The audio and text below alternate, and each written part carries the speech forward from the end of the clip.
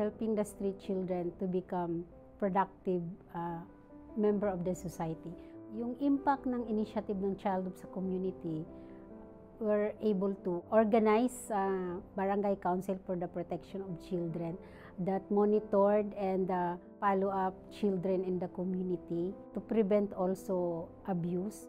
So for the street education program, nagkaroon kami ng mga success story ng aming mga street children. Right now, we have 3 street educators who are former street child na ngayon ay nag-join na sa program namin.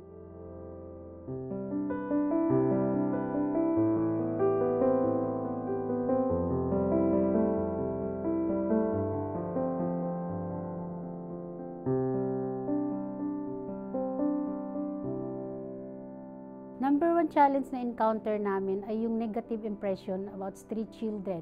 Kasi inisip nilang street children ay hopeless na and useless na sila sa society. For Childhood, we want a positive change for the street children, especially their behavior. Since wala ngang guidance sila from responsible adults sa kalye, so their values and their behavior is really negative, so we need to help them to change it into positive.